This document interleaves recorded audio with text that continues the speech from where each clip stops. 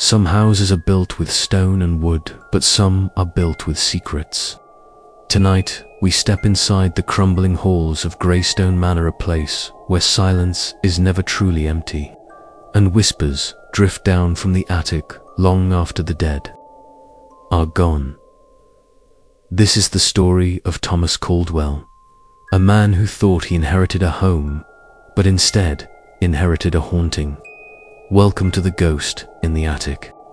The letter had arrived on a damp autumn morning, its paper yellowed and edges curling as though it had been waiting years to be opened. Thomas Caldwell unfolded it slowly, his breath misting in the cold air of his small rented flat. The words were formal, yet heavy with weight, by order of the last will and testament of Arthur Caldwell. The estate, known as Greystone Manor, is hereby transferred to his nephew, Thomas Caldwell, sole living heir. Thomas sat back in his chair, stunned. Greystone Manor.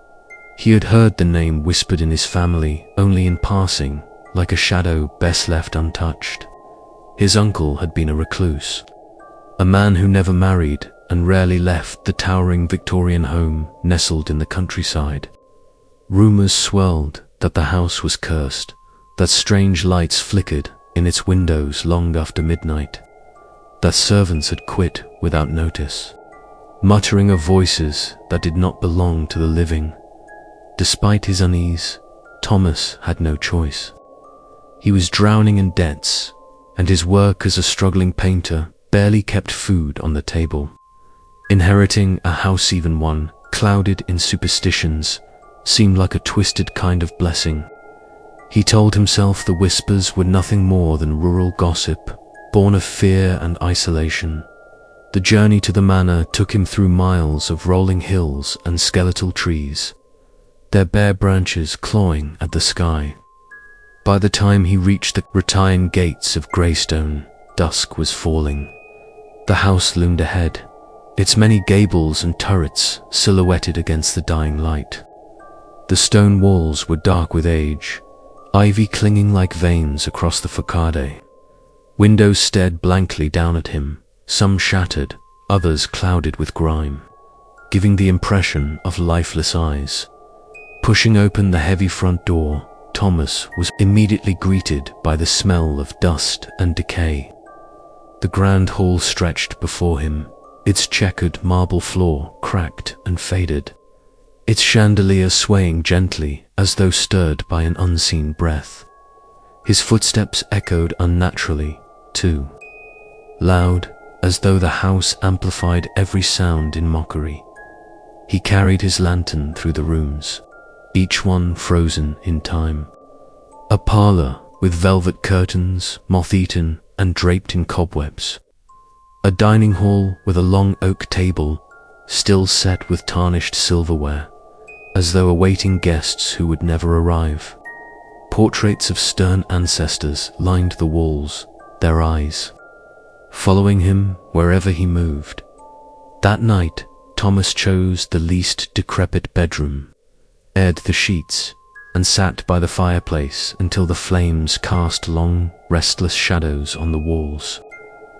Exhaustion eventually dragged him into sleep, but the house was not silent somewhere above. Faintly at first came a sound like scratching, a slow, dragging scrape across the attic floorboards. He woke with a start, heart hammering, straining his ears in the darkness. The sound stopped. Thomas told himself it was rats. Old houses always had rats. But as he lay staring at the cracked ceiling, he could not shake the feeling that the noise had been deliberate, measured, too heavy for vermin. It was almost human, and though he forced himself back into uneasy sleep, a thought lodged deep in his mind like a splinter. He was not alone in Greystone Manor. The storm rolled in by dusk, turning the sky into a churning slate of grey. Rain battered the windows, and the wind howled through cracks in the old manor, like voices carried on a mournful hymn. Thomas had lit every candle he could find, their flames flickering weakly against the vast darkness that pressed in. From every corner of the house, he tried to busy himself by unpacking the few possessions he had brought: cloves, brushes, and a small case of paints, but the silence between the bursts of thunder was unbearable. The house seemed to breathe, settling with long groans as the storm wrapped around it by midnight. Thomas finally lay down, the fire in the hearth crackling low. He pulled the quilt tight around him, trying to ignore the sense of vast emptiness above and below. His eyes had just begun to grow heavy when it came again, the sound, not the faint scratching of the night before, but something heavier, a dragging, deliberate shuffle, as if something large was being pulled across the attic floorboards directly above his bed. The noise was slow, halting, and each movement vibrated faintly through the beams of the ceiling. Thomas sat upright, his pulse quickening. He listened intently, hoping to catch the familiar skitter of rats, but no. The sound was too weighted, too intentional. He could picture it, something dragging one foot behind the other, pacing back and forth in the darkness overhead. He tried to tell himself it was nothing, just his imagination twisted by the storm. But the noise came again, drag stoppage, pause stretched long enough to make his skin crawl, summoning courage, or perhaps foolishness. Thomas grabbed the lantern at his bedside. Its weak flame cast a trembling glow on the walls as he opened his door and stepped into the shadowy hallway. The storm rattled the windows, and the house groaned, as though warning him not to continue. Still, he climbed the narrow staircase toward the attic. His lantern illuminated dust thick enough to choke on cobwebs glistening like threads of ice. The stairs creaked under his weight, each step echoing through the hollow silence. At the top, the attic door loomed, its wood warped and swollen with age. He hesitated, his hand hovering over the iron latch. The dragging had stopped the moment. He left his room as if whatever was up there knew he was coming. His throat dry, Thomas forced the latch open. The door creaked with an ear-splitting groan. He lifted the lantern high and peered into the attic. Nothing, only shadows stretched across the beams, trunks stacked like tombs, and sheets draped over forgotten furniture. Dust motes swirled in the lantern's light, drifting lazily like ash. The silence was so complete that he could hear the rapid pounding of his own heart. He stepped inside. The wooden boards groaned under his boots, the air staler and colder than anywhere else in the house. He raised the lantern toward the far corners, but nothing stirred. No movement, no dragging, no whisper, just emptiness. Exhaled shakily, his lips forming a nervous laugh at himself. "Rats," he muttered. "Just rats and old bones." But as he turned to leave, the flame of his lantern sputtered violently, casting shadows that rippled across the attic walls. For the briefest moment, one shadow did not move with the others. It lingered in the far corner, tall and crooked, as though it belonged to someone standing there, watching him. And then it was gone. Thomas hurried down the stairs, slammed the attic door shut, unlocked. Eth would not sleep again that night. The morning brought no relief. Thomas sat by the parlor window, staring out at the rolling countryside washed in pale mist. The storm had passed, leaving the manor drenched and dripping, its ivy glistening like veins of water. Yet inside, the air felt heavier, as though the walls themselves had absorbed the storm's violence and now held it within. He had barely closed his eyes all night. The image of that unmoving shadow in the attic fixed like a scar in his mind.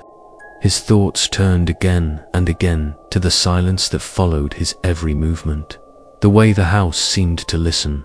By late afternoon, desperate for distraction, Thomas decided to begin cleaning his uncle's study.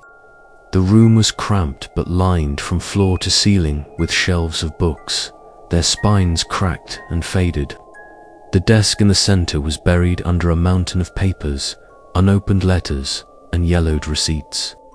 The air smelled faintly of leather, and ink mixed with the sour temps of mildew. He worked for hours, sorting papers into stacks, dusting shelves, and opening shutters that screeched in protest after decades of neglect. Then, while tugging open the bottom drawer of the desk, his fingers brushed against something wedged tightly in the back corner.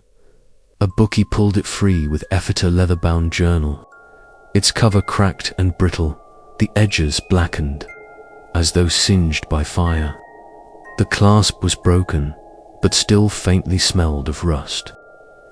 Thomas sat heavily in the worn chair, lantern light spilling across the pages as he opened it. The first entries were mundane. Notes about estate finances, repairs, lists of groceries long since consumed. But as the entries stretched into later years, the tone began to shift.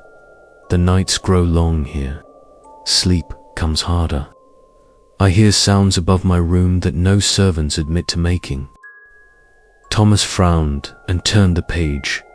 She has come again. The crying keeps me awake. I tried boarding up the attic door, but it makes no difference. The voice seeps through the walls. She will not rest. His chest tightened. The words were written in his uncle's careful, deliberate hand, but by the later pages, the handwriting grew erratic, the ink blotched as though written with trembling fingers. Eleanor does not forgive. I see her in the corners. I feel her at my back. God help me, I should never have the sentence cut off mid-line. The ink smeared violently across the page. Thomas's throat went dry. He flipped ahead, but the final pages were blank, their edges torn as though ripped out in a fit of fear or rage. The room seemed to grow colder as he sat there, the journal heavy in his lap. For the first time since stepping into Greystone, Thomas felt that the silence around him was not emptiness at all but the weight of something watching. A floorboard creaked overhead in the attic. Thomas slammed the journal shut that night. Thomas lit every candle he could find in the manor. Their flames flickered along the hallways, trembling against cracked wallpaper and warped floorboards. He placed the journal on the desk in his bedroom, though he could not bear to open it again. Its words clung to him, coiling in his mind like smoke he could not clear by midnight. The house had grown unbearably still. Even the wind seemed to avoid the eaves, and the silence pressed against his ears until he felt caged by it. Thomas sat upright in bed, lantern burning low, unable to sleep. His nerves were frayed, his heart already racing at shadows that shifted only because the flame wavered. Then he heard it, not a shuffle, not the dragging steps. Something Elsia whisper. It was faint, so faint that for a moment he thought it was the wind sneaking through the cracks in the roof. But no, the sound carried intention, rhythm, shape, a voice. And not just any voice. It was distinctly feminine. Help me, the words drifted down from above, carried on a breath that was not his own. Thomas's skin prickled. He held the lantern higher, casting light across the beams of the ceiling as though that would help him see through to the attic. His throat tightened, his lips parting, but no sound came out. The whisper came again, softer this time, but closer, as though the speaker pressed her mouth against the ceiling above him. Please help me. The words sank into him, heavy, pleading, desperate. He clutched the journal instinctively, though he hadn't realized his hand had reached for it. His uncle's words rang in his ears.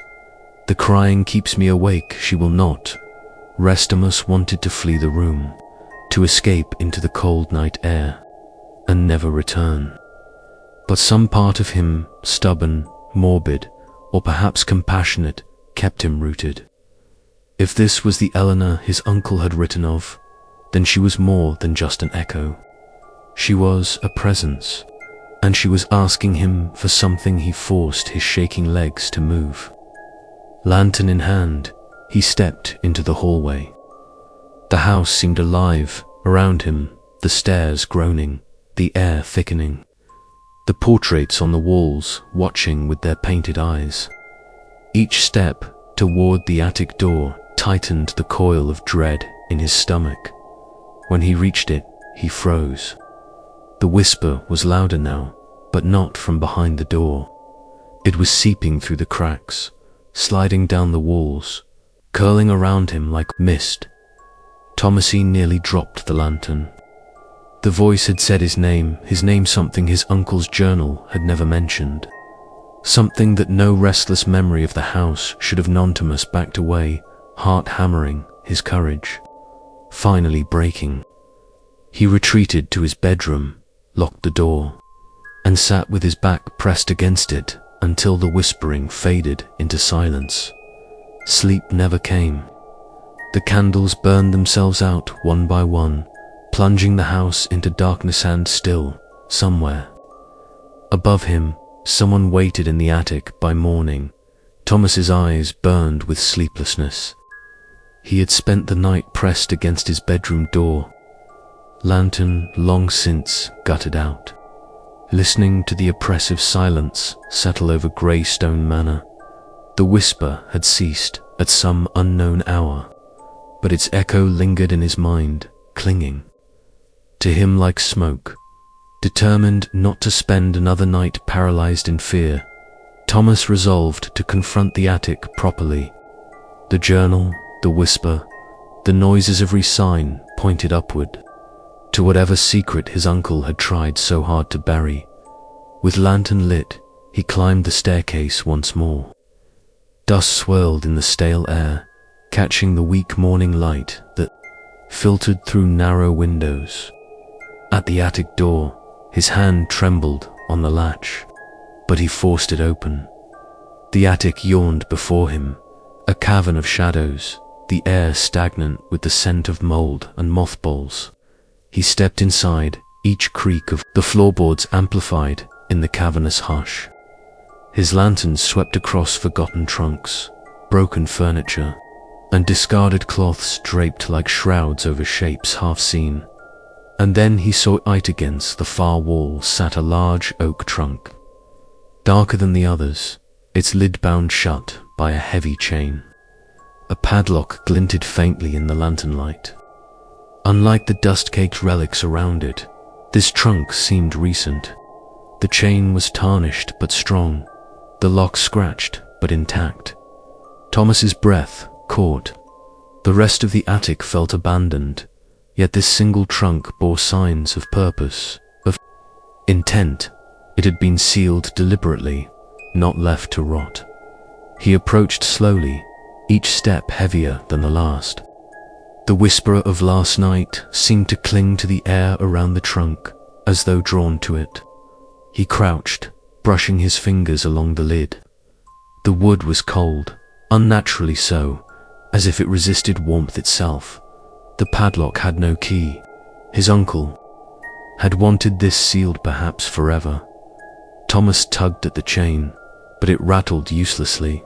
Frustrated, he sat back on his heels, staring at the thing. He could not shake the thought that the trunk was the heart of everything. The noises, the whispers, the journal entries. That night, the house seemed to confirm his suspicions. No sooner had he lain down than the sounds began again. But this time, it wasn't only dragging footsteps. He heard a soft thudding from the attic, rhythmic, insistent, as though fists or hands were pounding from inside the trunk. He clutched his quilt to his chest, the pounding reverberating through the beams above. Thud, thud, thud. It stopped, suddenly, and then, faintly, impossibly, the same whisper drifted through the silence, softer than a sigh. yet clear enough to freeze his blood. "Let me out." Thomas bolted upright, his heart crashing against his ribs. He knew, with dreadful certainty, that the chain and lock were not meant to keep anyone out. They were meant to keep something in the following morning. Pale light crept weakly through the curtains, but it did little to ease Thomas's unrest. His ears still rang with the memory of the whisper. "Let me out." He had not slept. He dared not. Each time his eyes closed, he imagined the trunk's lid rattling, the chains straining, something clawing from within. He forced himself to focus on the manor's countless rooms. Perhaps, he thought, some record of Eleanor that truly was her name lay hidden elsewhere. The study had yielded his uncle's journal. Perhaps there were more clues tucked into the forgotten corners of the house. He began in the library, a long, drafty chamber lined with shelves heavy with dust and mildew. He rifled through drawers, cabinets, boxes stacked carelessly against the walls. Hours passed, his hands blackened with dirt, his nerves frayed by every groan of the settling house. It was in a small wooden chest, tucked beneath a pile of water-stained books, that he found it. A photograph, its edges curled, its surface spotted. With age, Thomas lifted it carefully into the light. The image showed a young woman standing in the garden of Greystone Manor, sunlight catching the dark sheen of her hair.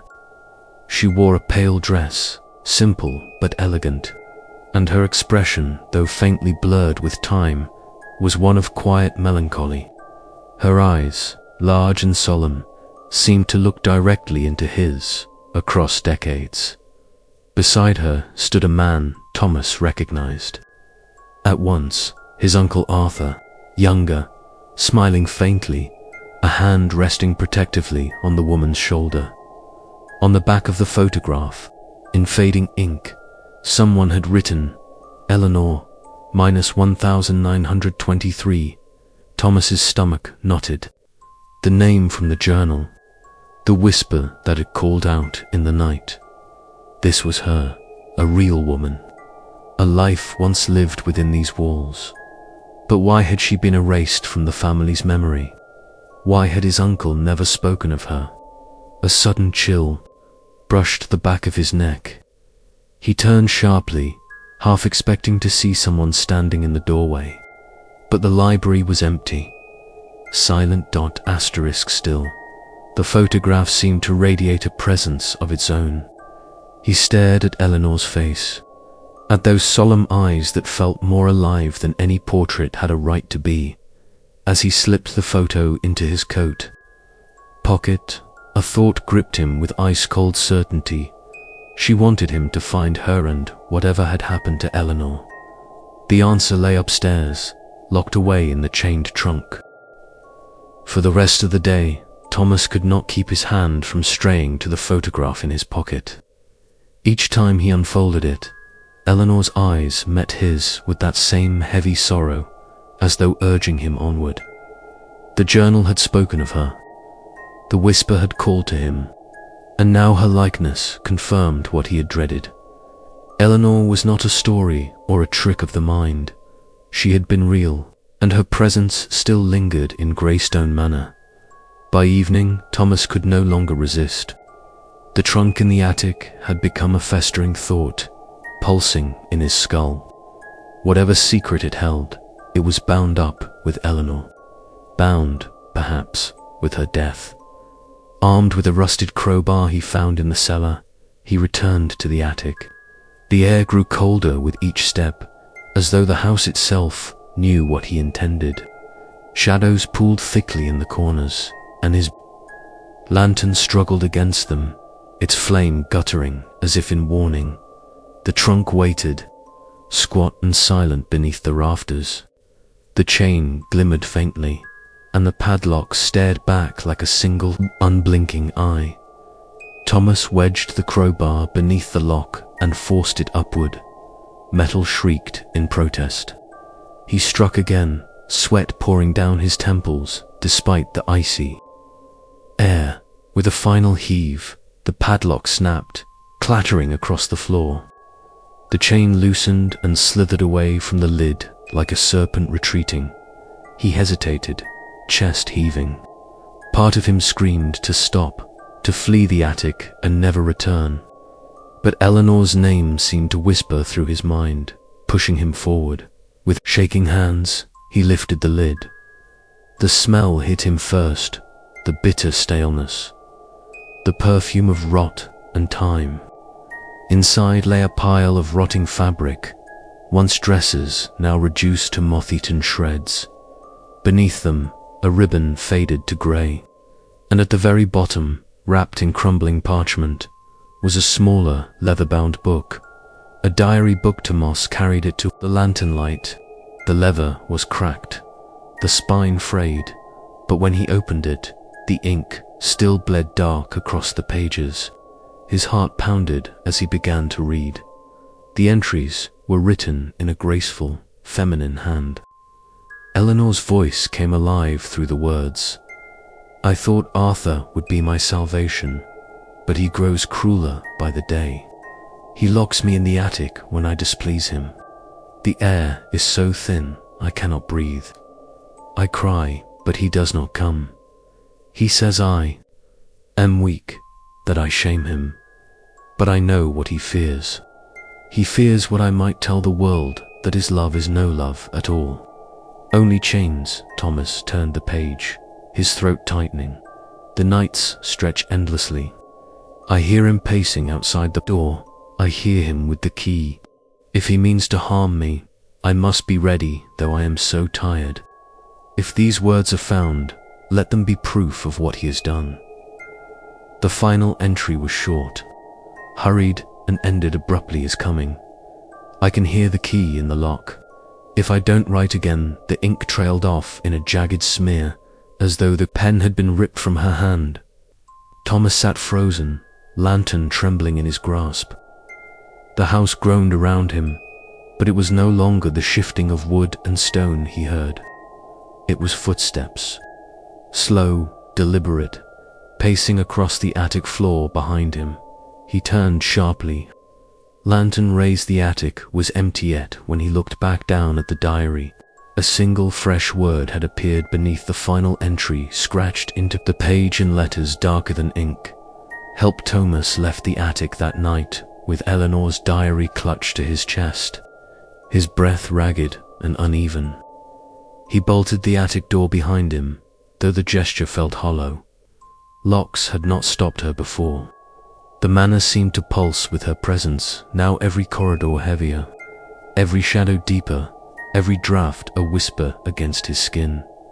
Back in his bedroom, he set the diary on the desk, staring at it as though it might move. The word that had appeared at the end, help, burned in his mind.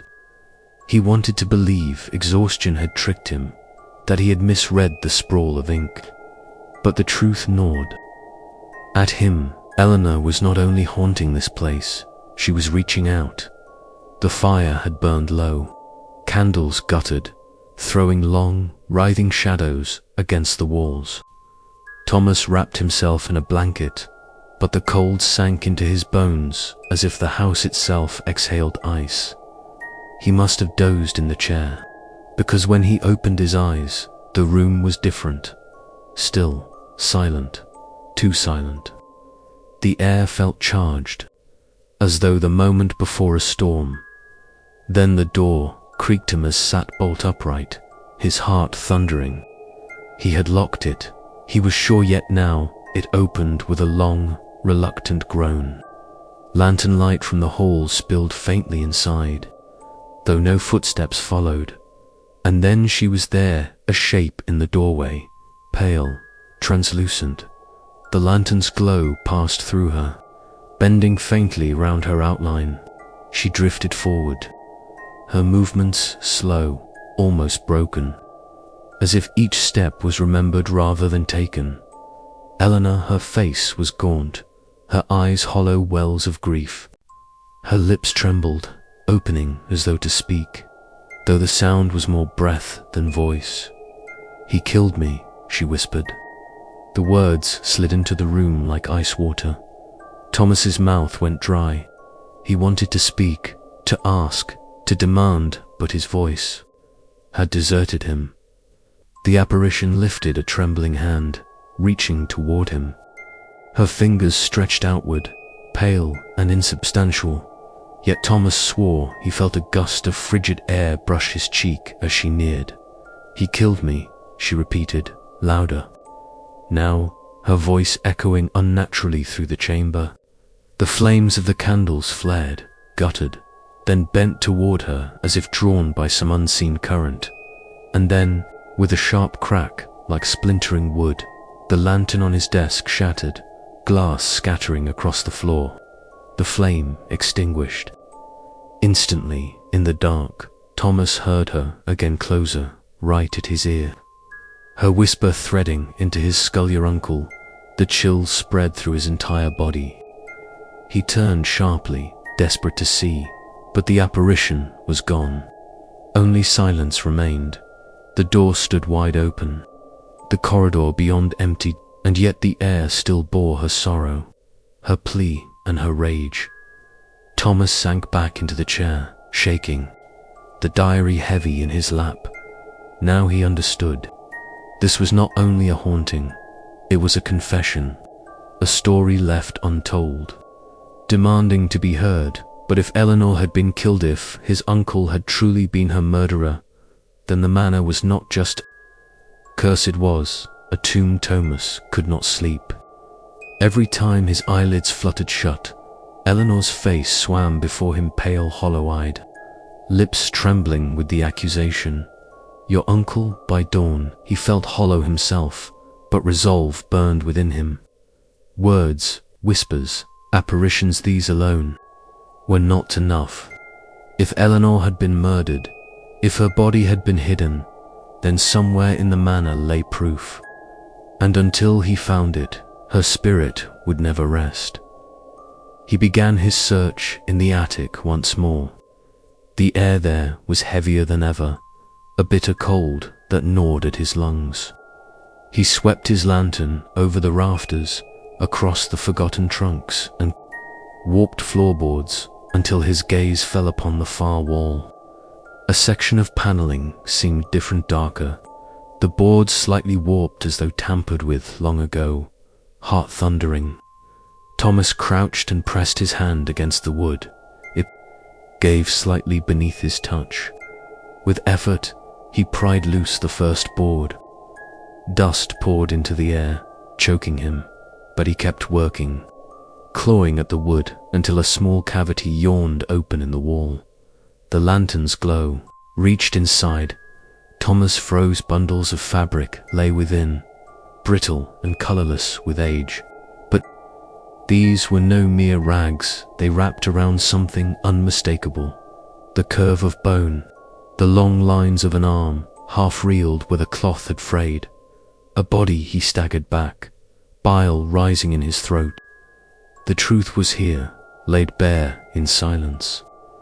Eleanor had not vanished, had not abandoned her life. She had been entombed in the very walls of Greystone, sealed away by the man who was supposed to protect her. His uncle. The room seemed to shift, the air swelling with a presence, both sorrowful and enraged. The lantern flickered violently, shadows surging across the walls until Thomas felt surrounded. And then, faint but certain, came a sound from behind him. A sob. He turned sharply. And there she was, Eleanor's figure, coalescing in the far corner. She was clearer now, her features sharper, her form more solid. She pointed at the cavity in the wall, at the bones wrapped in ruined cloth. Her lips quivering as fresh tears traced down her translucent face. Thomas's knees weakened. "I found you," he whispered hoarsely. "I'll see you laid to rest. I swear it." For a heartbeat, her expression softened. The air seemed lighter, as if his words had eased a fraction of her torment. But then her gaze shifted, her hollow eyes turning dark, and her voice rang in the attic like a tolling bell. He must path the lantern's flame flared so brightly, Thomas nearly dropped it. Dust swirled violently in the air, a whirlwind of grief and rage. He stumbled back toward the door, shielding his face.